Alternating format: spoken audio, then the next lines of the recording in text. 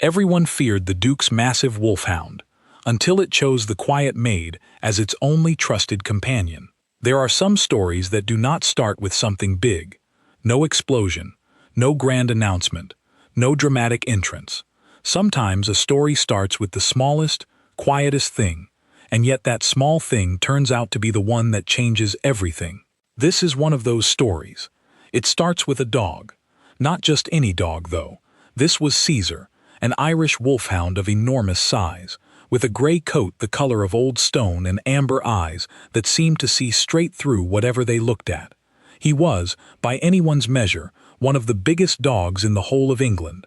And in the autumn of 1887, he lived in Hartfield Manor, a vast estate tucked into the quiet green hills of the English countryside, and the entire household was terrified of him. When people say terrified, they do not always mean it literally. Sometimes they mean they find something a bit unsettling or a little startling. But the staff at Hartfield Manor, the footmen, the kitchen girls, the laundry women, the young lads who polished shoes and carried coal, they were genuinely, honestly, deeply afraid of Caesar. The kind of afraid that makes your legs stop working properly. The kind that turns your brain off and fills your mouth with cotton wool. And you cannot entirely blame them. Caesar was not a small or gentle-looking dog. He stood at nearly the full height of a man's waist. His paws were like dinner plates. When he walked down a corridor, the sound of his nails on the stone floor echoed like someone knocking slowly on a very large door. When he yawned, you could see every single one of his teeth, and there were a great many of them, all white and sharp and impressive in a way that made you feel quite small. But it was not just his size. It was the way he looked at people. Caesar had a gaze that did not wander or flicker like a regular dog's. He did not look at you the way most dogs do, with that soft, easy, trusting expression that makes you want to kneel down and ruffle their ears. Caesar looked at you the way someone looks at a stranger on a dark road at night. Still, assessing, quiet in a way that felt more like a threat than peace. Most of the staff had never been close enough to know if this look meant anything, because most of the staff had decided a long time ago that getting close to Caesar was not something they were willing to risk. They gave him as much space as the corridors allowed. They pressed themselves against walls when he passed. They cleared rooms. They made excuses to be elsewhere. The one person in the manor who did not seem to share this fear was the Duke himself, Edmund Ashworth, the Duke of Hartfield. He was a tall, thin man in his mid-50s, with silver hair and the kind of face that had once been handsome and was now merely distinguished. He moved through the manor with the quiet certainty of someone who had lived in one place for a very long time and had stopped noticing most of it. He did not smile often. He did not talk much.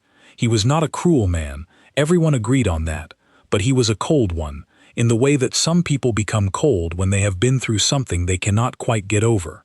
Caesar was Edmund's dog, or rather, Caesar had been Edmund's wife's dog first. The Duchess, her name was Margaret, and she had been, by all accounts, the kind of woman who made a house feel warmer simply by being in it, had bought Caesar as a puppy 8 years before the story begins. She had seen him at a farm outside of Bristol, a ridiculous, enormous, clumsy pup with paws too big for his body and ears that flopped sideways, and she had laughed out loud at the sight of him and immediately decided she could not live without him. Caesar had adored her, not in the polite, obedient way that some dogs love their owners, but in the devoted, total way that certain animals are capable of. The kind of love that is not really love so much as it is belonging. He followed her through every room. He slept outside her bedroom door. He sat at her feet during meals and waited patiently through every social call and letter-writing session and long evening by the fire. He was, in every sense of the word, her companion. And then one afternoon in the spring of 1885, the Duchess went out riding and did not come back. It was a fall from her horse, sudden, terrible, and final. She was gone within the hour. And the world at Hartfield Manor, which had revolved around her warmth and her laugh and her easy kindness, stopped in a way that it never quite started again. Edmund was devastated in the way that very private men are devastated, which is to say, he showed almost nothing on the outside, and everything broke on the inside. He went through the next weeks and months like a man walking underwater. He did what needed doing. He received the visitors who came to offer condolences. He signed what needed signing. He ate, though not much, and slept, though not well, and slowly the sharp, burning part of the grief dulled into something quieter and heavier that settled into his chest and stayed there. And Caesar was lost. In the chaos and grief of those first days after Margaret's death, nobody thought about the dog. Why would they? There were so many more pressing things to attend to. The staff were grieving too, in their own ways. Nobody was thinking clearly. And Caesar, who had last seen his person being carried into the house, and then simply never coming back, had no way to understand what had happened. He waited. He padded from room to room, nose low, checking places she had been. He sat outside the bedroom door for 3 full days before he finally stopped. When he emerged from that grief, he was different. The sweet, clumsy, trusting puppy that Margaret had brought home was gone. In its place was something older and harder and much more careful. Caesar still loved Edmund, in a quieter, more guarded way, but he trusted almost no one else. And when a group of workmen arrived at the manor a few months after the Duchess's death to carry out repairs on the east wing, one of them startled Caesar badly in the courtyard by dropping a heavy load of timber right beside him without warning. Caesar, already raw and unsettled, had snapped. He had not bitten the man, not properly, but he had come close enough that the man yelped and stumbled, and the story that spread through the kitchen and the servants' hall that night was somewhat larger than what had actually happened. By the time that story had been told a few dozen times, Caesar had become a monster. Nobody meant for it to happen that way. Fear just does that to stories. It makes them grow.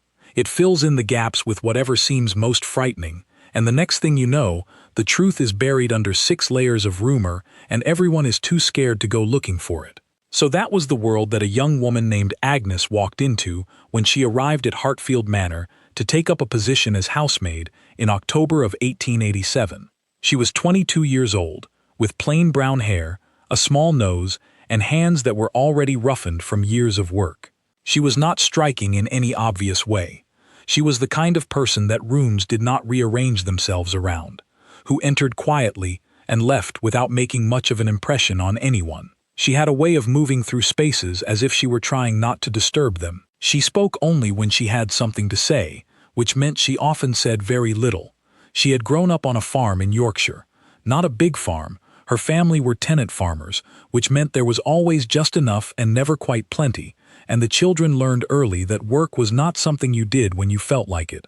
It was just what life was made of. Agnes had spent her childhood waking before dawn, feeding animals, carrying water, helping with the washing and the cooking and the endless, grinding, necessary work of keeping a small family alive on a patch of northern English countryside. She had grown up around animals, big ones mostly, horses, cattle, the large and occasionally bad-tempered working dogs that her father kept for herding.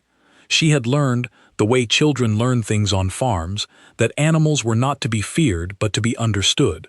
That an animal that seemed dangerous was almost always an animal that was frightened or hurt or confused. That the way you handled a creature that had its guard up was not with noise or force or backing away, but with stillness, with patience, with letting it decide on its own terms that you were not a threat. This was not wisdom she had been taught.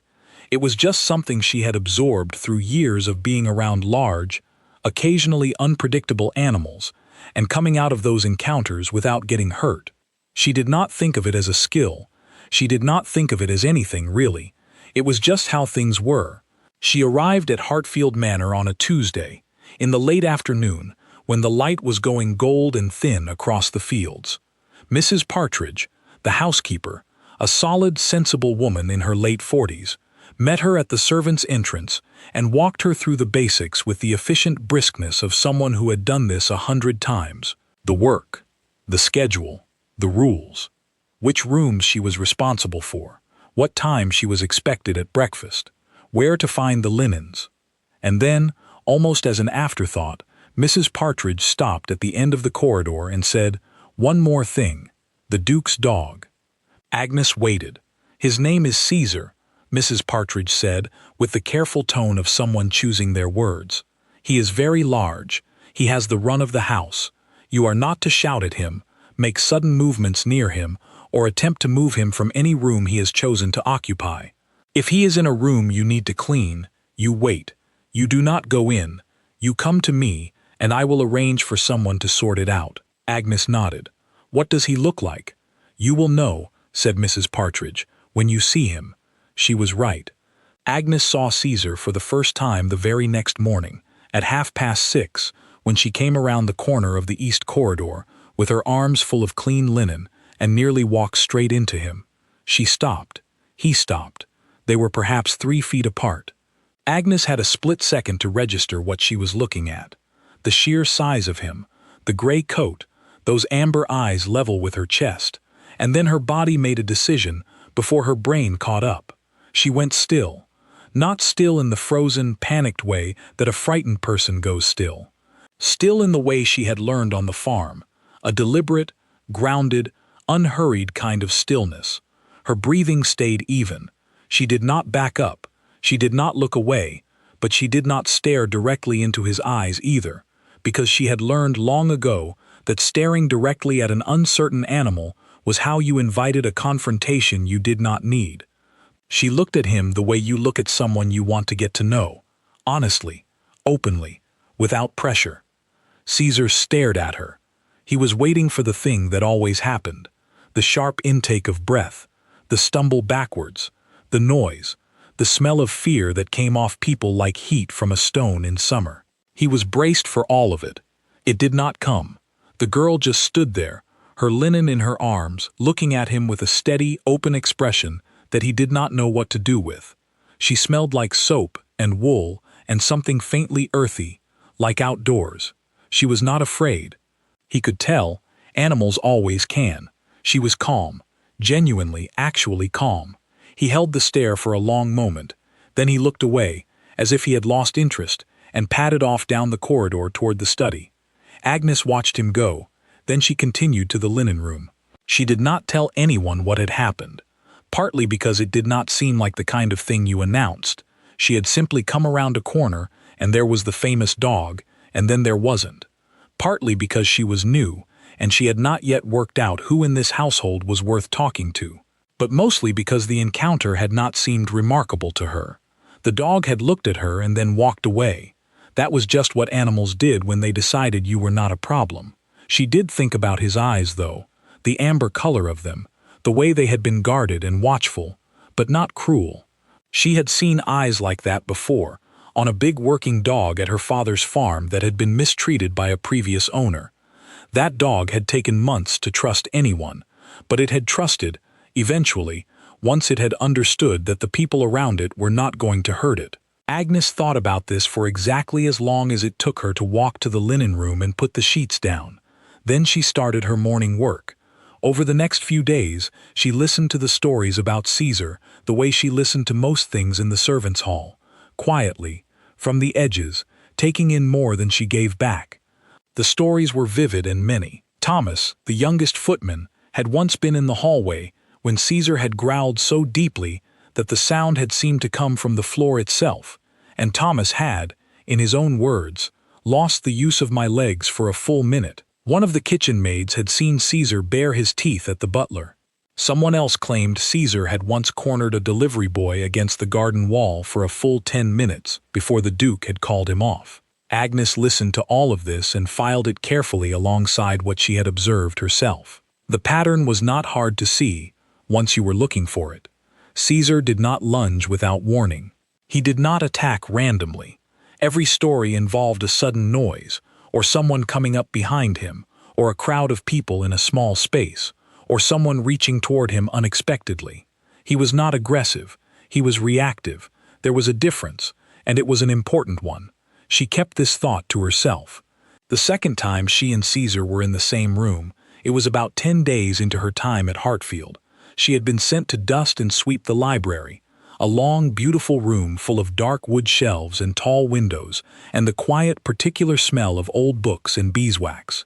She had been at work for perhaps 20 minutes when she heard the door open behind her.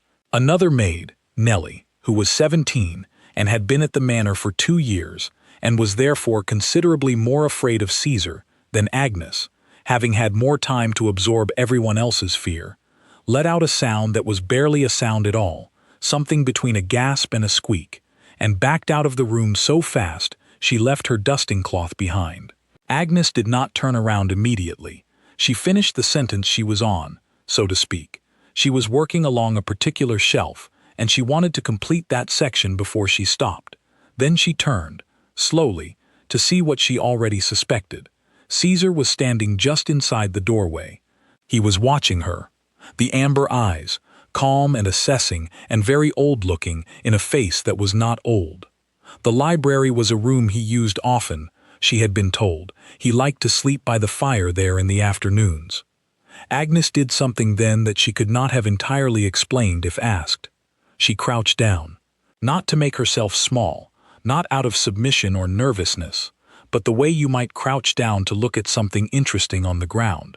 She just brought herself closer to his level, slowly, and without making a sudden movement of it. And then she stayed there. She was not looking at him directly. She was looking at a point just past him, toward the window, in a way that left him in her field of vision without making the eye contact that animals often find uncomfortable. She was simply there, present, unhurried, not a threat, not a demand, not a person performing friendliness. Just a person, kneeling in a library, waiting with no particular goal. Caesar came into the room. He moved slowly and carefully, as he always did, and he went past her without stopping, to the large hearthrug in front of the empty fireplace, where he turned twice and lay down with the long, expressive sigh of a creature settling in for a serious rest. Agnes stood up. She went back to her dusting. Behind her, the sound of the dog's breathing steadied into slow, even sleep. She worked in that room for another hour, and Caesar slept through all of it. When she left, she picked up Nellie's abandoned dusting cloth from the doorway and returned it to the supply cupboard without comment. Nellie found her later that evening and whispered, with a mixture of awe and something approaching horror, "How did you do that? How did you just stay in there? With him in there?" Agnes thought about it.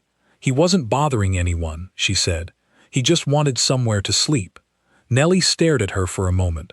"He's vicious," she said. "He's frightened," said Agnes, and she said it so simply, without drama or argument, that Nellie had nothing to say back to it. Word moved through the servants' hall the way word always does in a closed household, which is to say, quickly and with considerable embellishment. The new girl had stayed in the library with Caesar.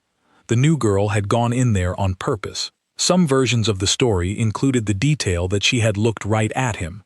One version, which reached the kitchen within 48 hours, claimed she had put her hand on him, which was not true, but was too interesting to correct. Mrs. Partridge heard, as she heard everything, and quietly watched. Agnes was not aware of being watched. She was busy learning the rhythms of a large house, which took considerable concentration. A house like Hartfield had patterns the way a river has currents. You could fight them and exhaust yourself, or you could learn them and move with them. Agnes was learning. Which rooms needed the most work in the mornings? Which fires needed laying first? Which corridors were coldest, and which windows leaked when the wind was from the west? She was a practical person, and she gave her attention to practical things.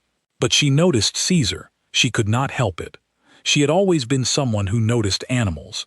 It was a habit from her farm years, the constant, unthinking awareness of what the animals around her were doing and how they were feeling. And Caesar, for all that he was a dog in a grand English manor rather than a cattle dog on a Yorkshire farm, was still an animal with moods and patterns and a particular relationship to the world that you could read if you were paying attention. She noticed when he was settled and when he was restless. She noticed the rooms he preferred. She noticed that he was worse, more on guard, more watchful, on the days when the Duke had visitors and the house was louder and fuller of strangers than usual. She noticed that he liked the east corridor in the late afternoon when the sun came through the long windows at a low angle and made golden patches on the stone floor, and that he would often simply lie in one of those patches and let the warmth settle into his gray coat. She noticed that he was alone a great deal. The Duke took him on walks in the evenings, when the light was going and the grounds were quiet. This was the only time Caesar seemed to fully relax in the way that a dog is meant to relax. Tail moving, nose working, pace easy. The rest of the time, he moved through the house in the careful, watchful way of an animal that never quite felt it could stop being careful. It made Agnes think of people she had known. Her uncle had come back from a spell of work in the mines, changed in a similar way. Not dangerous, but always slightly braced, always with one part of his attention on the room, and the doors, and what might happen next. It had taken him a long time to stop being that way. It had taken, in the end, his wife's patience, and his children's ordinary noisy cheerfulness, and a few years of safety, before he had started to come back to himself. Agnes was not under any illusion that she was going to fix Caesar. She was a new housemaid. She was not even entirely sure she was going to stay at Hartfield, since new situations always took a while to settle into, and she had not yet decided if this was the right one. She was not embarking on a project. She was simply doing her work, and Caesar happened to be in her path sometimes, and when he was, she behaved the way she had always behaved around large animals that needed someone to be calm. The third significant moment between them happened on a morning in late November, when the first cold had properly arrived, and the house smelled of wood smoke and damp wool. Agnes was cleaning the hearth in the blue sitting room, the smaller of the two sitting rooms at the front of the house, which nobody used much but which still needed to be kept in order. She was on her knees, her hands gray with ash, working methodically from the center outward. She heard Caesar before she saw him. The careful rhythm of those large paws on the hallway stone, the brief silence as he paused in the doorway, and then the softer sound as he came into the room. She did not look up. She continued with the ash, using the brush in slow, unhurried strokes. She heard him come closer, and then she felt the warmth of him behind her right shoulder, very close, close enough that if she had straightened up suddenly she would have startled him, and a pressure, light but definite, as Caesar rested his chin on her shoulder. Agnes went very still. He was not pushing her or leaning on her. He was just resting, the way a dog rests its head on something when it is tired and the something happens to be there. His weight was warm and heavy and real against the back of her shoulder, and she could feel the slow rhythm of his breathing. She did not move. She barely breathed. She was aware that if she reacted, grabbed his paw, turned quickly, exclaimed in any way, she might break whatever this was, and she did not want to break it. She had the strong, clear feeling that this was important, that something careful and fragile was being offered. He stayed there for perhaps 20 seconds. Then he lifted his head, turned, and walked back out of the room. Agnes sat back on her heels. She looked at her hands. They were still gray with ash. Everything was completely normal, and yet she felt, in a way she could not have explained to anyone, that something had shifted, that the world had rearranged itself very slightly, in a direction she could not yet name. She finished the hearth, tidied her supplies, and went to find Nellie for the next job. On the way, she wiped the ash off her hands with a cloth and did not tell anyone what had happened. But she thought about it, later, alone in the small room she shared with Nellie at the top of the house. She thought about it in the particular way you think about things that matter, not urgently, but with a kind of quiet attention. She thought, he chose to do that. He walked into that room and he came up behind me and he put his head on my shoulder. He chose. And that, she thought, was not nothing. December came. The manor grew colder and also, in small ways, warmer. The preparations for Christmas crept in. The smell of pine and spice from the kitchen, the extra candles in the evening corridors. The Duke, who did not celebrate Christmas in any extravagant way, had the house decorated as it always had been, because that was what the house had always done, even if the person who had loved Christmas most was no longer here to see it. The staff worked harder in December. There were more deliveries, more cleaning, more fires to lay and meals to prepare, and linens to change for the rooms that would never quite be used, since there were no longer guests who came to stay the way they once had. Agnes threw herself into the extra work with the same steady, unhurried energy she brought to everything. She was not trying to impress anyone. She was simply someone who, once she had decided a thing was worth doing, did it properly. She and Caesar continued their quiet, unofficial arrangement. She did not seek him out. She did not bring him things, or call him, or try to make him come to her. She simply moved through the house in her own way, doing her work, and when she and Caesar happened to be in the same space, she acknowledged him.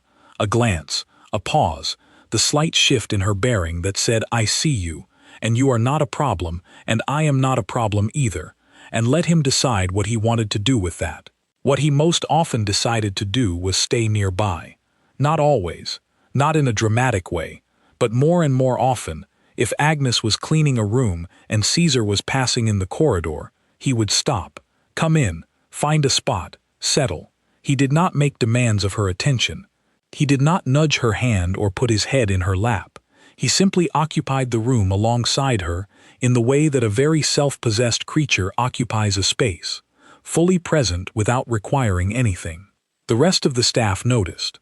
Thomas the footman saw them first. Not the library incident, which he had only heard about secondhand, but something he witnessed directly. Agnes walking down the long ground-floor corridor toward the kitchen with a basket of cleaning supplies, and Caesar walking beside her. Not following her. Beside her. At that particular position 3 feet to the left, and slightly behind that dogs adopt when they are walking with someone they have chosen, which is completely different from the random movement of a dog near a person. Thomas stood and watched them until they rounded the corner. Then he went and found Mrs. Partridge. Mrs. Partridge came to look for herself, the next morning and the one after that. She was not a dramatic person, but she was a careful one, and she wanted to understand what she was seeing before she decided what to do about it. What she saw, over 2 mornings of quiet observation, was this. The new girl moved through her work with complete normality, and Caesar, when he was in the same part of the house, drifted toward her, not urgently, not in any way that could be called trained or performed. He just gravitated in her direction the way water finds a low point, naturally, without fuss, following some internal logic, and she, for her part, received this attention with a complete and genuine lack of drama. She did not perform delight. She did not make a fuss of it. She simply continued to be calm and present and unhurried, and that, Mrs. Partridge realized, was probably exactly why it was working. Mrs. Partridge thought about this for 3 days. She was a woman who took decisions seriously, which meant she did not make them quickly, but when she made them, she was very sure of them. On the 4th day she called Agnes to her sitting room. Agnes came in the direct, uncomplicated way she did everything, stood in front of the desk, and waited. "The dog," said Mrs. Partridge. "Yes," said Agnes. "Would you say you have a particular way with him?" Agnes considered this. "I don't know about a particular way," she said carefully. "I just don't make a fuss." Mrs. Partridge looked at her. "And why not?" "Because he doesn't want a fuss," Agnes said. "He wants to be left alone, mostly, but he also doesn't want to be entirely left alone. He just wants somebody near who isn't afraid of him." There was a pause. "Most of the staff," said Mrs. Partridge, "are afraid of him." "I know," said Agnes, "but they've been told to be, and when you're told a thing often enough, it stops feeling like a choice." Mrs. Partridge looked at Agnes for a long moment. Agnes waited, without apparent anxiety, for whatever came next. "I am going to ask you something," said Mrs. Partridge, "and I want you to think about whether you are comfortable with it before you answer." Agnes nodded.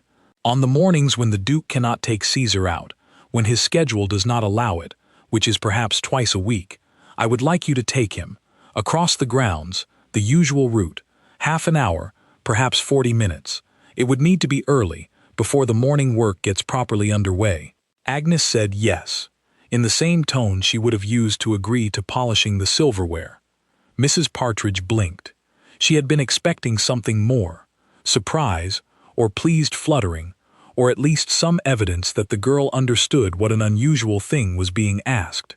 "You are sure," she said. "He needs to get out," said Agnes, "and he'll go with me, so yes." That was all. The walk started the following Monday, on one of the gray, damp, very English mornings that Hartfield was full of in winter. Agnes came down at 6, put on her heavy coat and boots, went to the east hallway where Caesar slept on his heavy blanket, and stood in the doorway. Caesar raised his head. He looked at her. She picked up his lead from the hook by the door and held it, not moving toward him, just holding it where he could see. He stood up, stretched, the long, extravagant, back-arched stretch of a very large dog, shook himself, and walked to the door. She clipped the lead onto his collar without fuss. He did not pull or dance or do any of the excitable things that dogs do when they are about to go out. He stood patiently, and when she opened the door, he walked through it beside her, and they went out into the gray morning together. The grounds of Hartfield Manor were beautiful, even in winter. The lawns rolled away from the house in 3 directions, broken by stands of old oak and beech that stood black and bare against the cold sky. There was a gravel path that wound around the east garden and down past the old walled kitchen garden to a gate in the low stone wall, beyond which lay a wide meadow and a line of willows along a small stream. This was the route. Agnes had asked one of the older footmen, quietly and without explanation, to describe it. She followed it now, her boots crunching on the frozen gravel, Caesar a step ahead and slightly to her left, nose working steadily through the cold air. He was different outside, not frightened, not guarded, himself, in some more complete way. His ears moved, his tail swung in a slow, satisfied arc. He stopped to investigate things that interested him. A particular patch of ground near the kitchen garden wall, a cluster of dried seed heads at the meadow's edge, the scent of something that had crossed the path in the night. He did all of this without pulling or lunging, without any of the barely controlled energy that some large dogs carry. He investigated, and when he was done investigating, he moved on. Agnes walked beside him and said nothing, which suited them both perfectly. She thought, during those walks, about a great many things that she did not think about at other times. She thought about her family in Yorkshire, and whether her youngest sister was growing tall yet. She thought about what she wanted her life to look like in 5 years, or 10. She thought, sometimes, about the fact that she was very good at moving through the world without being seen, and she wondered whether that was something she had chosen or something that had just happened to her. And sometimes she thought about Caesar, padding along beside her, and what it must have been like for him to have loved someone so completely, and then have them simply be gone. She did not try to fix that. You could not fix something like that. You could only be present alongside it, steadily and without drama, and let time do its particular, unhurried work. It was on one of these walks, the 5th or 6th one, in early January when a thin frost had made everything crisp and bright, that something changed again. They were coming back along the gravel path toward the house when Caesar stopped. He turned his head and looked at Agnes with an expression she had not seen on him before. It was not watchful, and not wary, and not the cool assessment she had grown used to. It was just open, an animal looking at a person and simply being looked back at. Agnes stopped walking. She looked back at him. Then Caesar did something dogs almost never do with people they do not fully trust. He leaned against her leg. Not a small lean, a proper one, his whole side pressing warm and solid against her knee and thigh, his weight settling into her in that full, quiet way that means, I know you, you are real to me, I am here. Agnes put her hand on his head. He did not flinch or pull away. He stayed where he was, leaning, and she stood still in the cold January morning, with her hand resting on the gray head of a dog that everyone in the house was afraid of, and she felt, quite clearly, and with no fuss about it, that something important had just happened. She did not cry, because she was not really someone who cried in response to things that moved her. She just stood there for a moment, her breath making small clouds in the cold air, and let the moment be what it was. Then she said quietly, "Right then, let's go in," and Caesar straightened up and walked beside her to the door.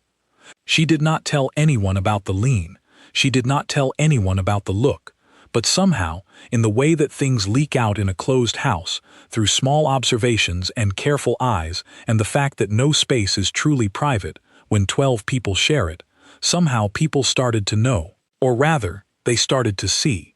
Thomas saw Agnes and Caesar come back from a walk one morning and mentioned, in the kitchen, that the dog looked entirely different when he was with her, calmer, easier, less like a thing you needed to watch.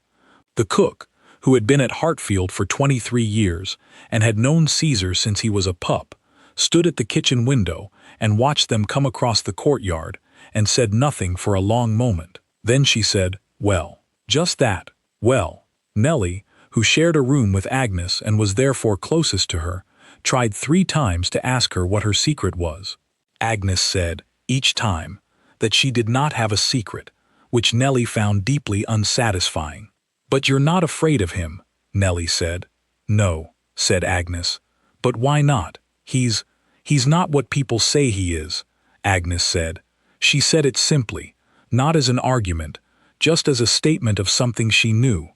"He's sad. He's been alone a long time. He just needed someone to be steady with him." Nellie thought about this for a moment. "Could anyone do it?" she said. "Or is it just you?" Agnes looked at her. "Anyone could do it," she said. "But you have to not be afraid. And that's harder than it sounds when everyone around you is scared." Nellie was quiet for a long time after that. She did not become unafraid of Caesar overnight, or even quickly, but she stopped leaving rooms the moment he entered them. It was a small change, but small changes are usually where the real ones begin. The incident with the delivery man happened in the 2nd week of January. His name was Bill, and he drove a cart for a merchant in the nearby town and had made deliveries to Hartfield before, but always to the kitchen entrance, where he left the goods with whoever was there and went on his way. On this particular morning, the kitchen entrance was being repaired. One of the stone steps had cracked in the frost, and the stonemason was at work on it, and Bill had been redirected to the side entrance on the east of the house. Nobody had told him about Caesar, or rather, someone had forgotten to tell him about Caesar, which is the kind of small mistake that large households occasionally make. Bill came in through the side door with 2 heavy wooden crates stacked in his arms, kicking the door open with his boot and talking at the top of his voice back to his assistant outside, and he walked directly into Caesar. The next 10 seconds were not peaceful. Bill, startled, shouted. The crates went sideways. One of them hit the floor with a crack. Caesar, who had been standing in the corridor minding his own business, received all of this: the sudden noise, the sudden movement, the crash, the unfamiliar man yelling, like a wave breaking against him, and he reacted the way he always reacted to sudden chaos. He went rigid. His lip came up.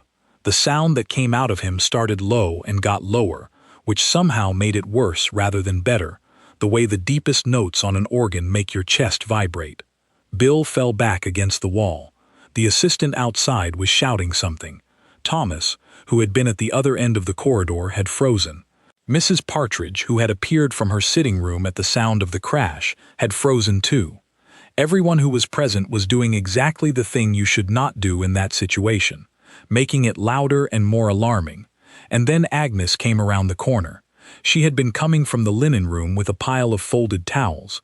She took in what was happening in a single second. Bill against the wall, the broken crate on the floor, Caesar rigid and growling, the corridor full of the particular electric stillness of a moment that is about to go wrong, and she moved without thinking about it. She did not run.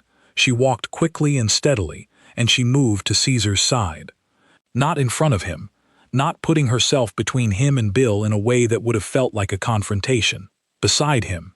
She stood beside him, close enough that her hip was near his shoulder, and she said his name once, in the same quiet, level tone she always used. Caesar heard her voice. She reached out her hand, not to grab him, not to pull him anywhere, but to lay it gently on his shoulder, the way you might put a hand on the shoulder of someone who is about to do something they will regret. The growling did not stop immediately, but it changed, in pitch, in intensity, in the particular texture of it. It went from the escalating sound of an animal building towards something to the sound of an animal talking itself down. Agnes stood there, hand on his shoulder, and said nothing else.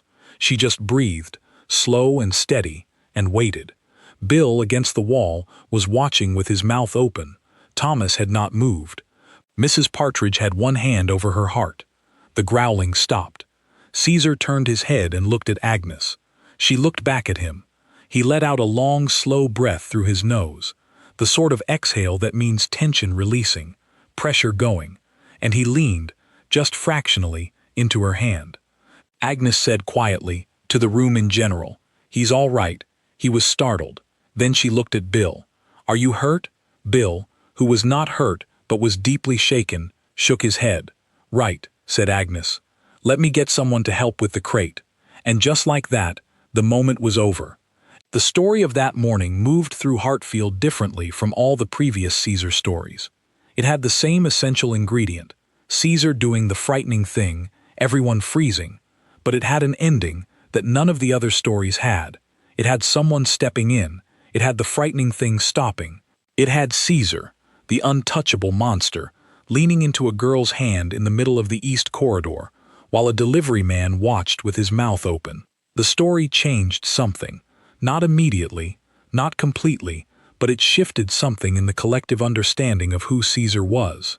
Because the stories that had built his reputation had all ended the same way, with fear confirmed, with danger underlined. This one ended differently, and once people had an ending like that in their heads, the other stories started to look a bit different too.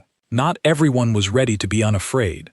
Fear takes time to unknit, but people started watching Caesar differently, noticing when he was actually calm, noticing that calm was most of the time, noticing the difference between a dog that was a threat and a dog that was on guard. Edmund Ashworth had been on the landing when it happened. Nobody knew this at the time. He had been coming down the stairs from the upper floor and had heard the noise, and he had stopped at the turn in the staircase where he could see into the corridor below without being visible himself. He had watched the whole thing, the crash, the noise, Caesar going rigid, and then the girl coming around the corner and doing what she did. He stood on the stairs for a long time after it was over. Edmund was not good at feeling things in real time. He processed things slowly, privately, alone. He had learned to do this out of necessity. A man in his position, with his particular form of grief and his particular form of self-containment, could not afford to feel things in front of people. It was not healthy exactly, but it was how he had survived the last 2 years, and you could not blame him for it. But what he had just seen had reached him in spite of himself. He had watched Caesar, his Caesar, the dog he had loved and worried about and felt guilty about for 2 years, the dog he had watched become more and more isolated and afraid and had not known how to help. He had watched Caesar lean into this girl's hand. And there had been something in that lean, in the quality of it, that had undone something in Edmund's chest. Because the last time he had seen Caesar lean into someone like that, with that particular ease, that total trust, it had been Margaret. It had been Caesar leaning against his wife's knee while she sat by the fire reading, and the memory of it arrived in Edmund's chest like a fist. He stood on the stairs until he was sure the corridor was clear, and then he went to his study and sat down and spent a considerable amount of time doing nothing at all. A week after the incident, Mrs. Partridge was summoned to the Duke's study. She came back 20 minutes later with the news that Agnes was to be given a small adjustment to her duties. The morning walks with Caesar were now official, part of her formal responsibilities, and compensated accordingly. The Duke had also instructed, through Mrs. Partridge, that if Caesar was occupying a room Agnes needed to work in, she was to go in and work, and Caesar was to be left where he was. Since it had become clear that this arrangement suited everyone. "He didn't say why," said Mrs. Partridge to the cook, who had asked. "He never says why, but he doesn't need to." The cook looked out the window. "She's good for the dog," she said. "She is," said Mrs. Partridge. "She's good for this house," said the cook. Mrs. Partridge thought about this. "Yes," she said finally, "I think that's true." The spring came slowly that year, the way English springs do, not arriving so much as seeping in. A slightly warmer morning here, a crocus in the walled garden there, the light staying 10 minutes longer each week, until one day in late February you realize you can see the color of things again at 4 in the afternoon, and something in you lifts without you quite planning it. Agnes had been at Hartfield for 4 months. She had found her footing in the way you find your footing in any new place, gradually, and then all at once, the point at which the house stopped feeling like somewhere she was visiting and started feeling like somewhere she lived. She knew every corridor now, every drafty window, every eccentricity in the floorboards. She knew which fires were temperamental and which chimneys drew cleanly. She knew that Mrs. Partridge took her tea with 2 sugars in the morning, and 1 in the afternoon, and that Thomas the footman was sharper than he let on, and that the cook's bad days always followed the delivery of a letter with a northern postmark that no one ever mentioned. She knew Caesar. Not perfectly, not completely. You never know anyone completely, human or animal, but she knew the shape of him. She knew he was better in open spaces than closed ones. She knew he disliked Mondays, which were noisier than other days, with the laundry going and the extra staff who came in. She knew he liked the east corridor in afternoon light, and the library in the mornings, and the kitchen garden on clear days, when the cook put scraps in the bowl by the gate.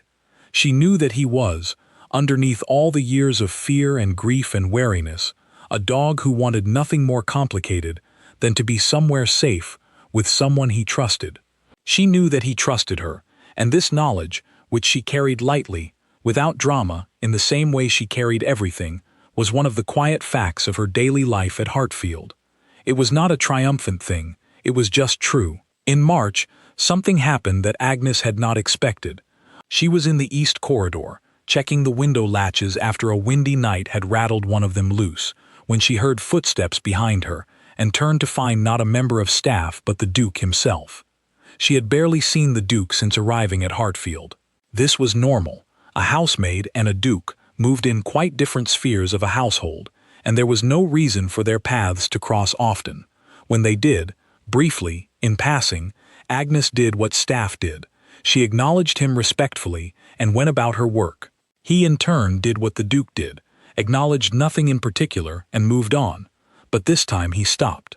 Agnes stopped too, and waited, which was the correct thing to do. Edmund Ashworth looked at her for a moment.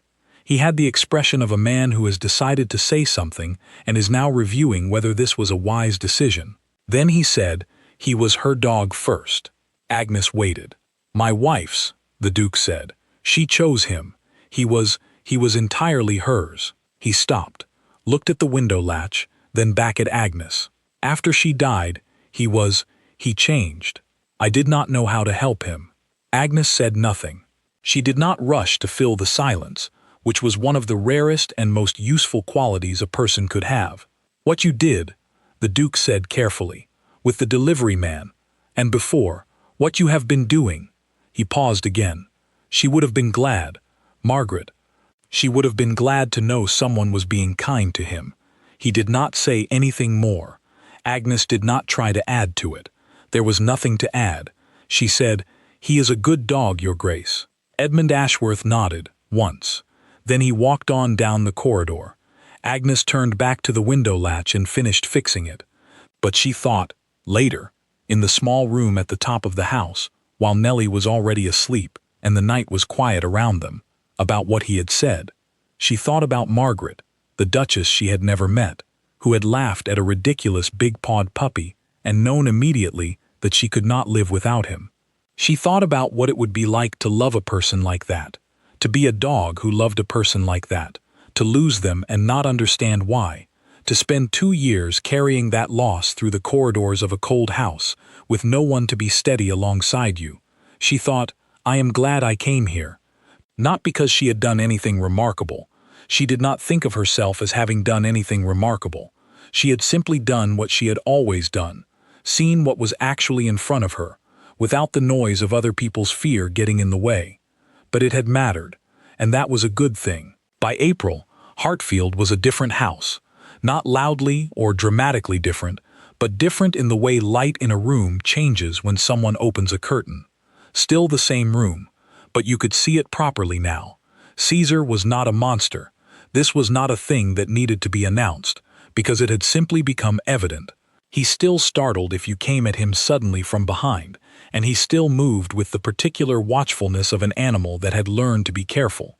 But he was no longer the creature that cleared rooms and stopped conversations and made new staff members consider whether they had taken the wrong position. He was a large gray dog who liked the east corridor in the afternoon light and the library in the mornings, and walks in the cold early air. He was a dog who had loved someone deeply and lost her, and who had learned, in his own slow time and on his own careful terms, to trust again. Thomas, who had once lost the use of his legs at the sound of Caesar's growl, had gotten as far as entering a room Caesar occupied without immediately backing out again. He had not touched Caesar, he had not tried to, but he had sat in the same room, on the opposite side, and read his book, and been perfectly fine, and that was something. Nellie had given Caesar a wide berth one afternoon in the hallway, and had not left, which was new. She had stood very still, and Caesar had walked past her, and that had been the entirety of it, but she had come to Agnes afterward looking shaken in a way that was not fear. "He just walked past me," she said. "He just walked past." "Yes," said Agnes.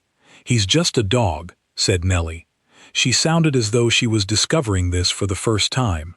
"He's just a dog," Agnes agreed. There was a morning in late March when Agnes came down to collect Caesar and found the east door already open. This was unusual. She stopped, looked, and saw the Duke standing in the doorway with his coat on and his hat in his hand, and Caesar sitting beside him, already on his lead. Edmund turned when he heard her footsteps.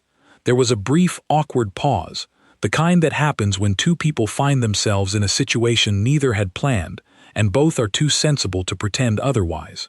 "I thought I might," the Duke began, and stopped. Started again. "I have not taken him out in the mornings for some time. I wondered if—" "Of course," said Agnes. She took a small step back to indicate that this was entirely his business, and she had no claim on it. "You could come as well," he said, which was not quite an offer, and not quite a request. It was the way very private people extend invitations, ambiguously, so that they can be retracted without embarrassment. Agnes looked at him, and then at Caesar, who was looking between the two of them with the patient, slightly amused expression of a dog, watching humans make a very simple thing complicated. "All right," she said. And so the three of them went out that morning, the Duke with his hat, Agnes with her coat, Caesar between them, working his nose through the cold March air. They did not talk much. The Duke pointed out at one point where the old kitchen garden wall had cracked and would need repointing before summer. Agnes noted a rabbit warren near the east fence that Caesar had been investigating on recent walks. These were not conversations exactly. They were the verbal equivalent of two people sitting in a room together, presence without demand. When they came back, the Duke held the door for Caesar and then, as an afterthought, for Agnes too, which was not something a Duke generally did for a housemaid, and they both pretended not to notice. He did not come on the walk again for several weeks, but he did come again, eventually. Spring in the countryside comes with noise. Birds that had been silent for months began to fill the mornings with argument and song. The rooks in the tall beeches at the far end of the grounds were especially vocal, conducting what sounded like heated debates from the tops of the bare trees. Caesar found the rooks extremely interesting and spent considerable time on their section of the walk, pointing his nose at the canopy and tracking their movements with the focused, thoughtful attention of someone trying to understand a language they had almost, but not quite, worked out. Agnes let him stop for as long as he wanted. She had found that the walks were better when she had no schedule for them, when she allowed them to take whatever time they took, going at Caesar's pace rather than the pace of someone with other things to get to. On the mornings she was hurried, he sensed it, and there was a slight tension to him that was absent when she was fully present. So she had started waking a little earlier on walk days, to give herself the time to be unhurried. She thought about this sometimes, how the quality of your attention could be felt by an animal that could not understand a word you said, how it was not what you did, but how you were that mattered, in the end. She had grown up knowing this practically without ever putting words to it. Putting words to it now, in her own head, made it feel more real somehow, made it feel like something worth knowing. April arrived with sudden warmth, the kind of warmth that England produces in brief, generous bursts in spring, 2 or 3 days in a row of genuine sun, the sort that makes everyone slightly giddy with surprise. The grounds of Hartfield became genuinely beautiful.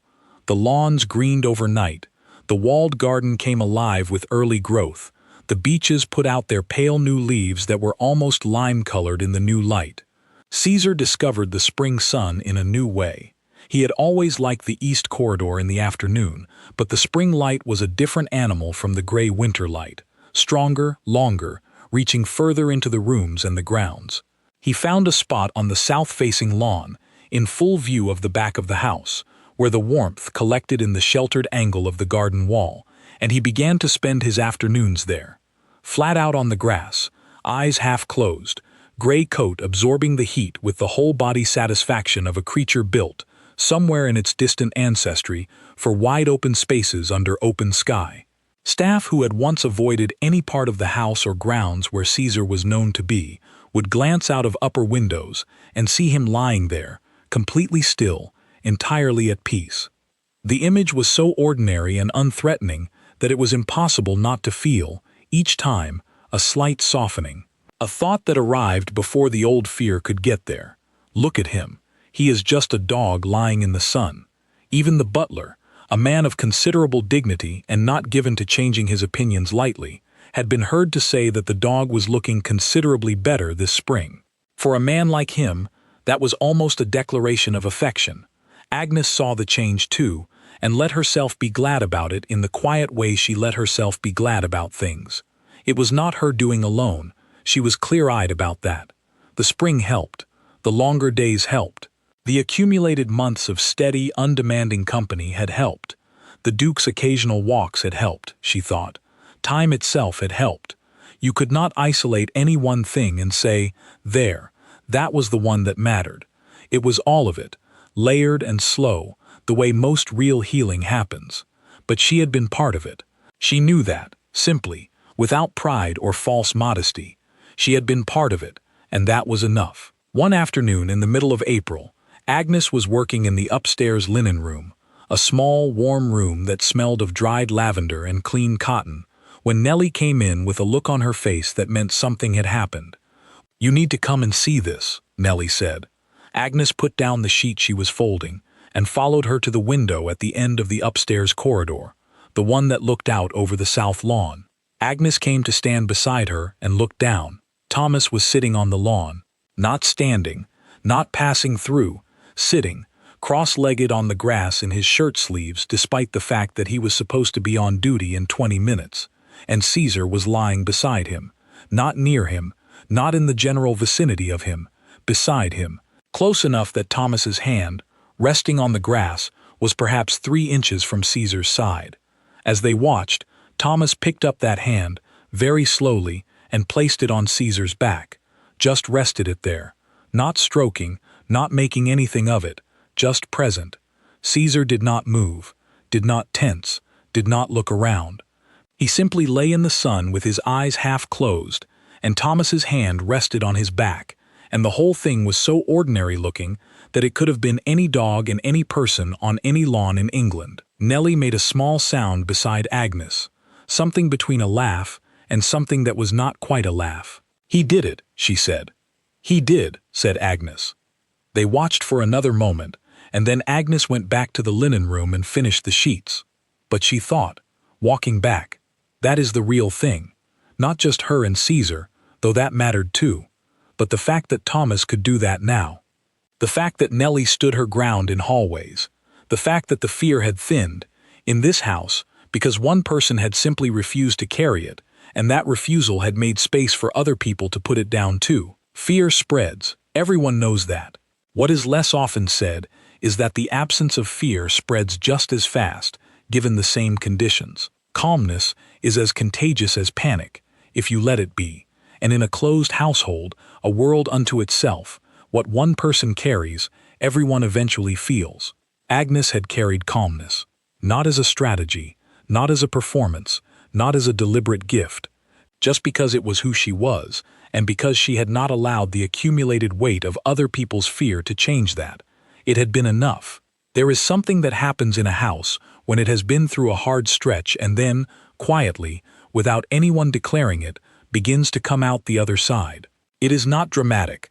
There is no moment you can point to and say, there, that was when it changed.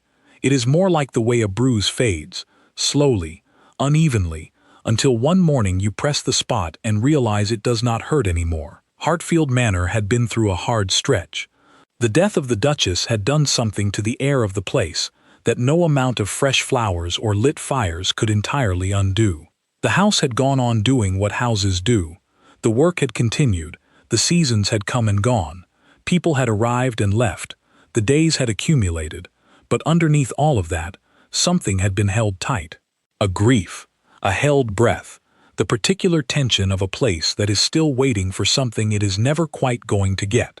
Caesar had been the living expression of all of that. He had held the grief in his body, in his wariness, in the way he moved through corridors and cleared rooms. He had been, without meaning to, a mirror of the house itself, watchful and guarded and unwilling to trust, because trust had been answered, once, with a loss so complete that nothing afterward had quite felt worth risking. Agnes had not known any of this when she arrived. She had just seen a dog who was frightened, and she had responded to that the only way she knew how. And in responding to it, she had responded to something in the house itself. This was what the cook had meant, that morning in the kitchen, when she had said Agnes was good for the house. She had not meant it as flattery.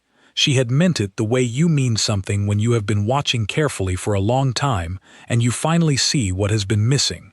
The house needed someone who was not afraid, who moved through it steadily, without requiring it to be other than what it was. Who brought their own quiet into its rooms and let that quiet sit alongside the sadness without trying to fix it or cover it or push it out before it was ready to go. Agnes had done that. She had not done it on purpose. She had not set out to heal a house or a dog or a grieving duke. She had set out to do her work, and to do it well, and to be honest about what she saw in front of her. Everything else had followed from that. On the last Friday of May, a morning so clear and warm it felt borrowed from a better month, Agnes walked the full route with Caesar for what she later thought of as the first truly easy walk they had ever had. Not that the other walks had been hard, but there had always been, on some level, the slight effort of two creatures finding their way toward each other, the small negotiations of trust being built. That morning, there was none of that. They walked together the way people who have known each other a long time walk together, each comfortable in the other's rhythm, each knowing without thinking about it where the other was and what they needed.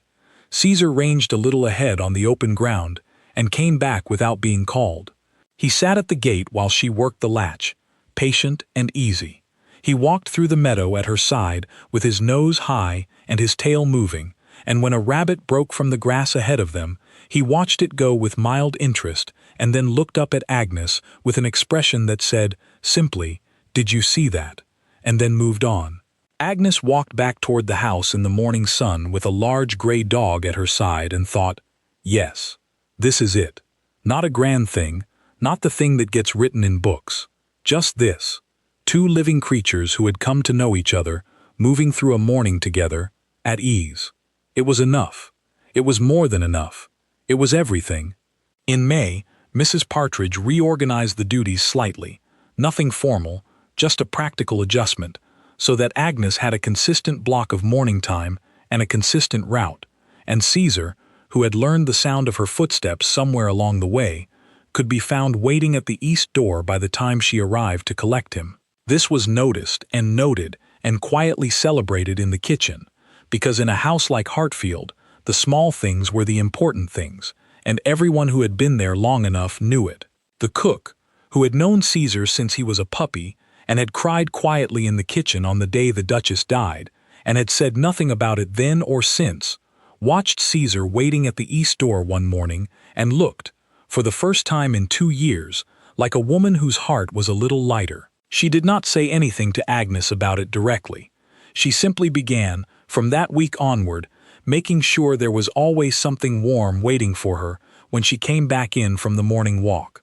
A cup of tea, a bit of bread, whatever was going. This was not nothing. In the economy of a servants' hall, it was quite a lot.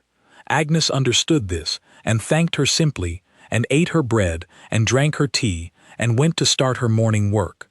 And Caesar settled on the mat near the kitchen door, as he had started to do on walk mornings, and slept. It was a small thing. It was a quiet thing. It was the kind of thing that does not make the history books and does not get told at dinner parties and does not become the sort of story that anyone tells as a grand tale. But in the house, in the day-to-day, In the corridors and rooms and the sound of a large dog sleeping in the morning kitchen, it was everything. Agnes went on. She did her work. She walked Caesar in the mornings and cleaned the rooms that needed cleaning and helped with the preparations for whatever the season called for, and moved through Hartfield with the same quiet, unhurried energy she had always had. She was not waiting for something remarkable to happen. She was not trying to make something remarkable happen. She was simply living her life, as people do, in the particular place and time and set of circumstances she found herself in.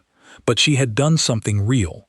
And the realness of it lived in the house, in the way Thomas now entered rooms without checking first, in the way Nellie stood her ground in the hallway, in the way the cook put bread and tea out in the mornings, in the way the Duke sometimes stopped in a corridor and said something small and true before walking on. It lived in Caesar himself, in the ease of him, in the slow swing of his tail on walk mornings, in the way he slept now with his whole body instead of the half-awake wariness of an animal that never felt safe. It lived in the east corridor in the afternoon light, where a large gray dog lay with his eyes closed in a warm patch of sun, dreaming whatever dogs dream, peacefully, without interruption, without fear. That is where this story ends. Not with a dramatic moment, not with something you could put in a frame, just a dog in a patch of light, and a house that was a little less afraid than it used to be, and a young woman with roughened hands and plain brown hair who had walked into a frightened animal's life and been, without fuss or fanfare, exactly what he needed. Not a hero, not a savior, just someone who was not afraid when she could have been, and who gave her patience freely when she did not have to, and who saw what was really there instead of what everyone else said was there. That is, in the end, its own kind of extraordinary.